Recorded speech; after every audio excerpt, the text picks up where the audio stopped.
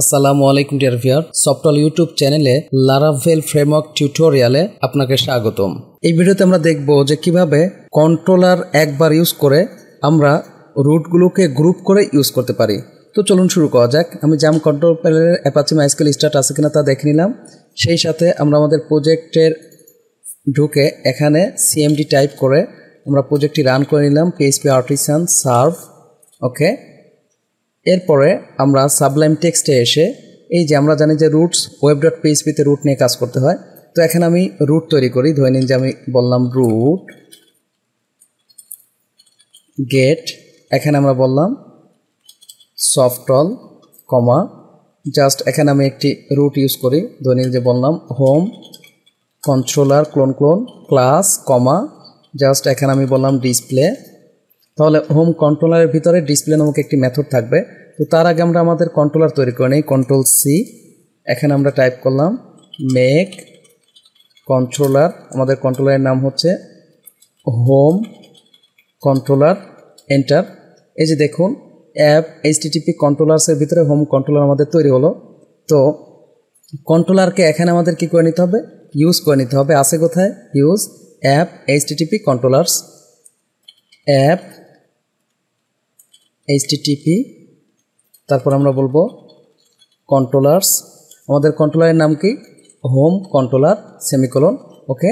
আমরা জানি যে রুটে কোনো কাজ করলে আমাদের অপটিমাইজ করে নিতে হয়। তাহলে এখানে আমরা বলি অপটিমাইজ, ওকে। এখন আমরা এটাকে রান করি সার্ভ, ওকে। এখন যদি আমরা এই যে সফটল বলে ইউআরএল-এ গিয়ে রান করি লোকাল হোস্ট সফটল, এই ক্ষেত্রে আমাদের কিন্তু এরর আসবে। কি বলবে? যে ডিসপ্লে ডাজন্ট এক্সিস্ট, অর্থাৎ আমরা হোম কন্ট্রোলারের ডিসপ্লে মেথডটি তৈরি করে নাই। এখানে এসে আমরা ডিসপ্লে মেথড তৈরি করি পাবলিক ফাংশন, তারপর বললাম ডিসপ্লে, ওকে, ইকো আমি বললাম h1 ওয়েলকাম টু সফটল YouTube channel, okay, h1 controllers. এখন রিলোড দিলে এররটা চলে যাবে। খেয়াল করুন ডিসপ্লে বানানটা আমার এখানে হয়েছে, আমরা এই জায়গায় ডিসপ্লেই বলে আসি, ডিসপ্লে কন্ট্রোলার্স। তাহলে আমাদের কি করতে হবে? অপটিমাইজ করে নিতে হবে, অপটিমাইজ সার্ভ, ওকে। এখন যদি আমরা রিলোড দিই, এই যে দেখুন আমাদের কোনো এরর নাই, চলে আসছে। এখন একইভাবে দৈনিক যে আমি আরও দুটি মেথড তৈরি করি। এখানে বললাম অ্যাবাউট, আর এই জায়গায় আমরা বললাম কন্ট্যাক্ট, এখানে বলি অ্যাবাউট, এখানে কি বললাম কন্ট্যাক্ট। তাহলে অ্যাবাউট কন্ট্যাক্ট নামক আমার আরও দুটি মেথড এখানে থাকতে হবে। তো আমি এইটাকেই কপি করি, জাস্ট এখানে বললাম অ্যাবাউট, আর এই জায়গায় বলি অ্যাবাউট মেথড, এখানে আমরা বলি কন্ট্যাক্ট, আর এইটাকে আমরা বললাম কন্ট্যাক্ট মেথড কন্ট্রোলার্স। যেহেতু আমরা এখানে চেঞ্জ করেছি, এর জন্য আমাদের এখানে অপটিমাইজ করে নিতে হবে। কন্ট্রোল সি, অপটিমাইজ সার্ভ, ওকে। এখন এখানে এসে যদি আমরা অ্যাবাউট বলি, এই যে দেখুন অ্যাবাউট আসছে। একইভাবে কন্ট্যাক্ট বললে আমাদের কন্ট্যাক্টও চলে আসছে। এখন এই জায়গায় একটা বিষয় খেয়াল করেন, এরকম আমার একটা কন্ট্রোলারে অনেকগুলো মেথড থাকতে পারে। এখন এইরকম বারবার কন্ট্রোলারটাকে না লিখে কন্ট্রোলারকে আমরা একবার লিখে এই মেথডগুলোকে আমরা ইউজ করতে পারি। সেটা কিভাবে? তো তার জন্য আমরা বলবো রুট কন্ট্রোলার, এর ভিতরে আমরা আমাদের কন্ট্রোলারের নামটি দিব। আমাদের কন্ট্রোলারের নাম হচ্ছে হোম কন্ট্রোলার ক্লোন ক্লাস। এরপরে আমরা এই জায়গায় একটি অবজেক্ট অপারেটর নিয়ে আমরা বলবো গ্রুপ, ওকে। গ্রুপ দিয়ে আমরা এভাবে সেমিকোলন দিয়ে এর ভিতরে আমরা একটি অ্যানোনিমাস ফাংশন নেব, ফাংশন, ওকে, ফার্স্ট ব্র্যাকেট, এরপরে কার্লি ব্র্যাকেট।